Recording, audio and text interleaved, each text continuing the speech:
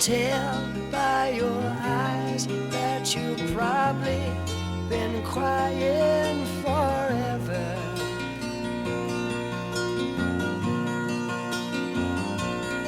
And the stars in the sky don't mean nothing to you, they're a mirror.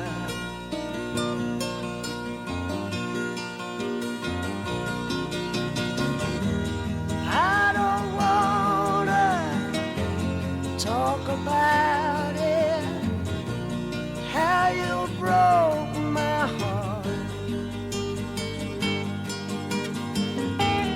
If I stay here just I don't know what to say to him.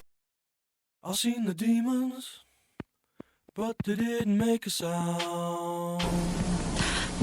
Well, the crops are growing very well, and they're organic, and some of them have pesticides, and I think that we should make a perfect pesticide for the crops that is good for people and healthy and keeps the crops preserved too, because we need the food because it's food and stuff, and organic food is good also. And the businesses downtown really need to lower their rent, because if the rent was lowered, those people would really have their own businesses. They have enough stuff. They're very good at making things. They're like experts. They're really good. And we can really be a community and make the things and sell them in our stores. And I really believe that it can be a California thing, that it can really work out, because we can be rich in cotton and mining metals and silkworms, and we can make things, cars. The machine can make it for us, and we can have the community and the city in San Francisco, and we can make things and put them in the store. On the East Coast, they have slaves, and they believe in slavery and made in China, but on the West Coast, the new West Coast, we don't believe in that. We believe in the union, and that's what we are.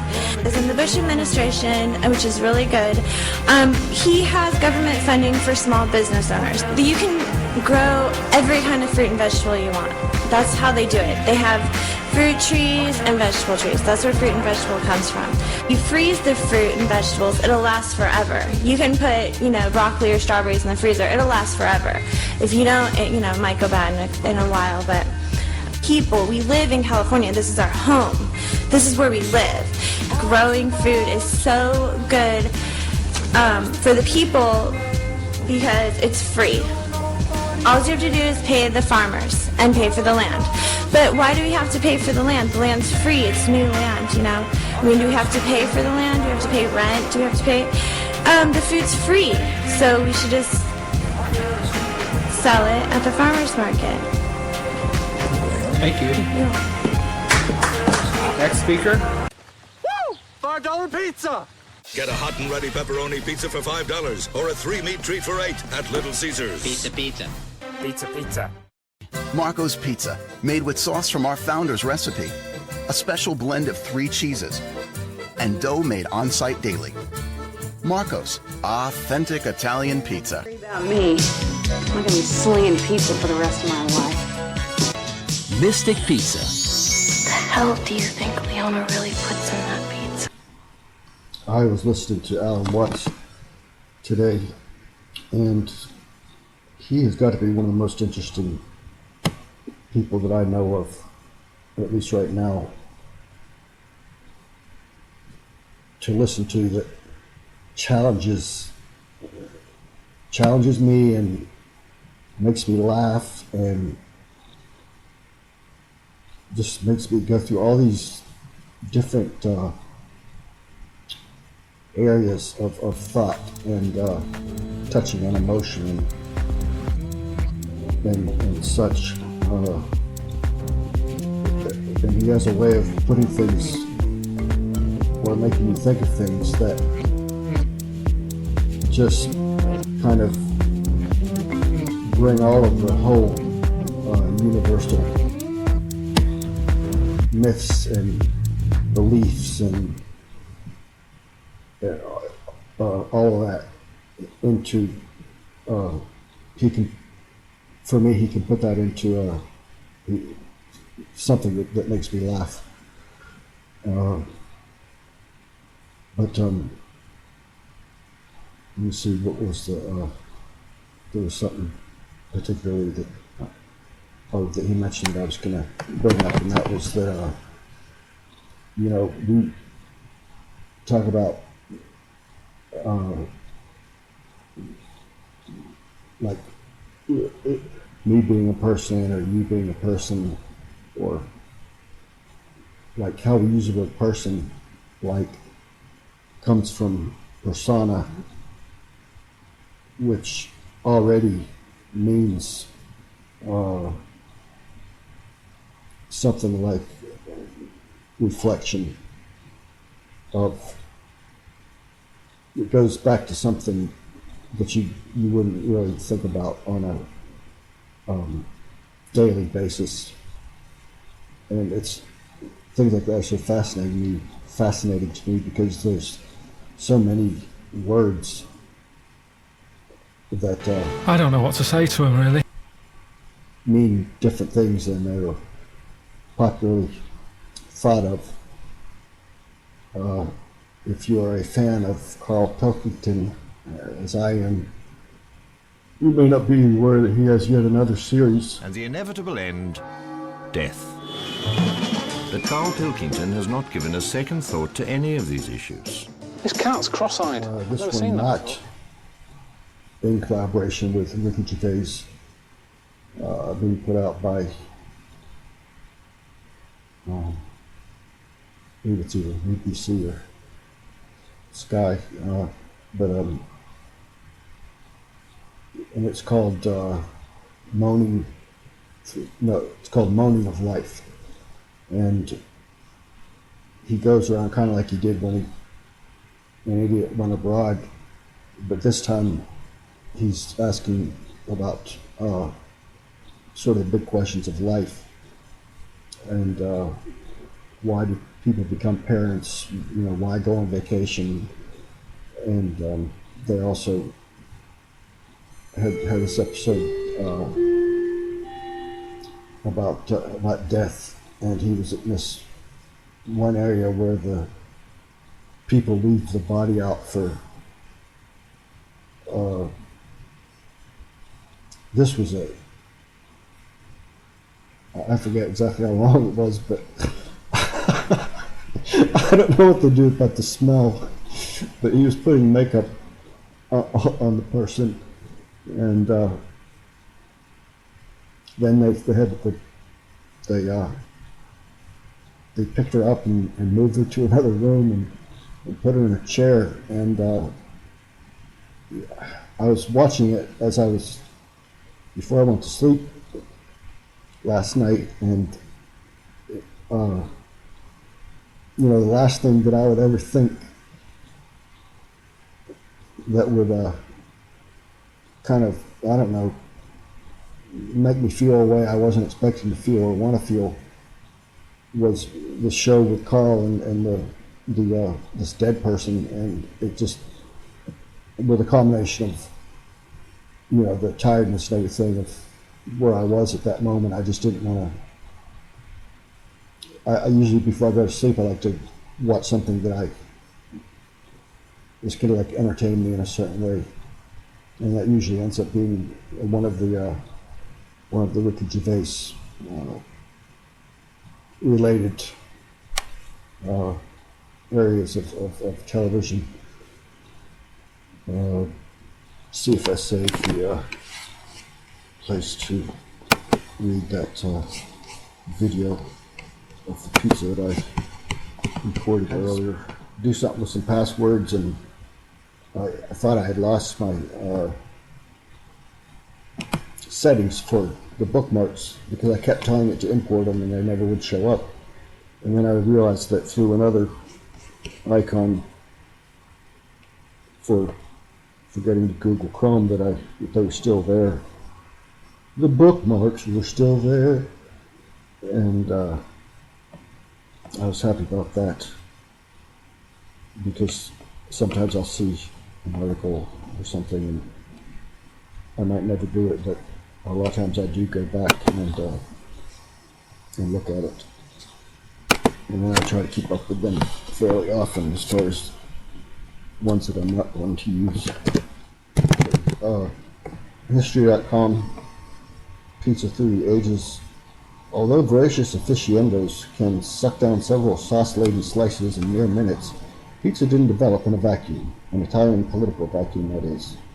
Founded around 600 BC as a Greek settlement, Naples in the 1700s and early 1800s was a thriving waterfront city. Technically an independent kingdom, it was notorious for its throngs of working poor or lazzaroni.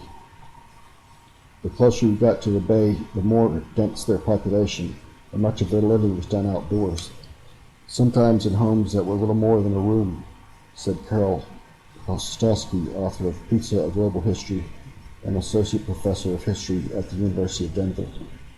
Okay, I'm going to try to do an NPR voice for the rest of this. Unlike the wealthy minority, these Neapolitans required inexpensive food that could be consumed quickly. Pizza, flatbreads, with various toppings, eaten for any meal and sold by street vendors or informal restaurants, met this need. Judgmental Italian authors often called their eating habits disgusting.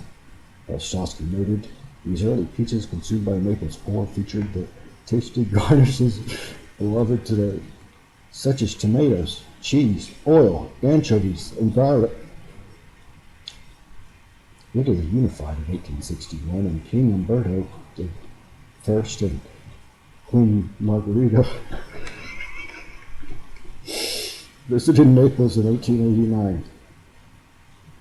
Legend has it that the traveling pair became buoyed with their steady diet of French hot cuisine and asked for an assortment of pizzas in the city's Pizzeria Brandy, the successor to the Piatro Pizzeria, founded in 1760.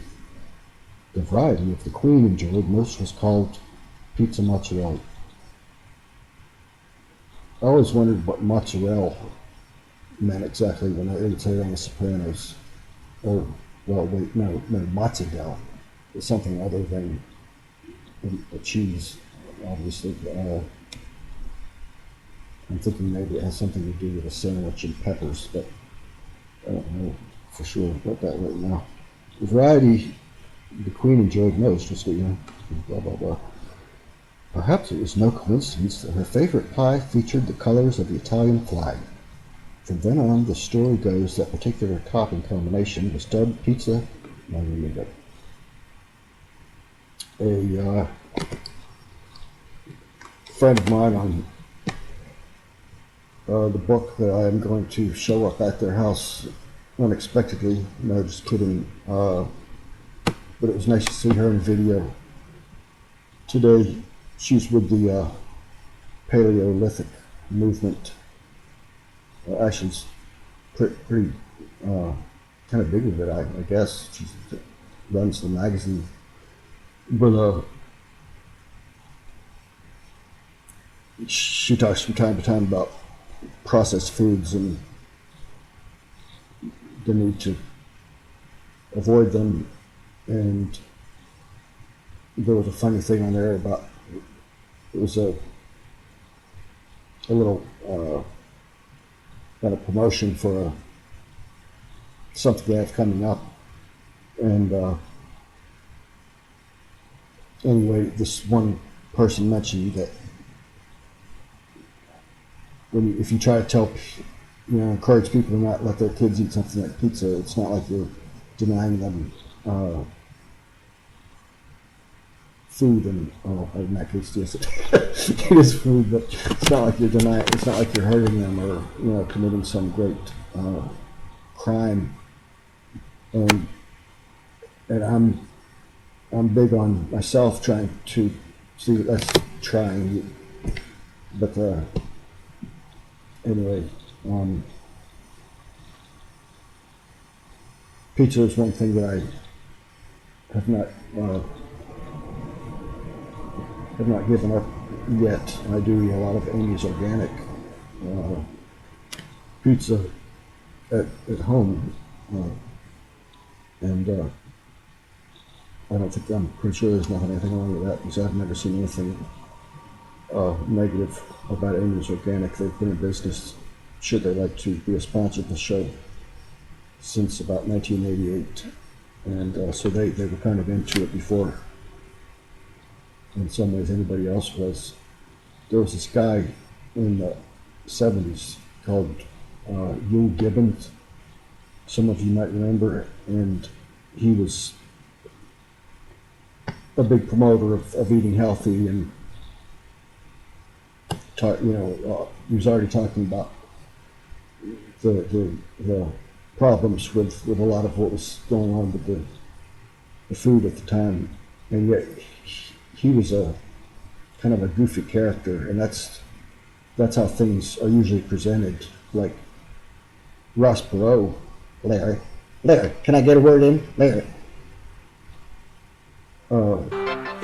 He actually, what the things he said back in '92 were. There will be a giant they were sucking true, sound going and south. they were accurate, but it's a Don King boxing match. Couldn't be anything more like that, and I think if more people could realize, it's like Alan Watts was saying about the right and the left. That's what you do when you're sleeping. You're on the right for a while, you get tired of that, you go to the left. That's the type of thing that Alan Watts sometimes for me brings into focus. I guess that I so much appreciate about him. And the other thing is, he said he said all these things so many years ago. If he died when he's presented as having died.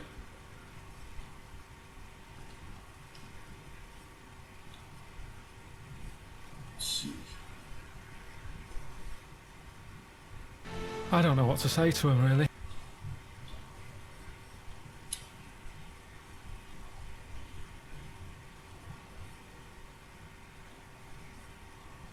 To keep up with the show, keep clicking. Appreciate you being here. Any comments would be greatly appreciated.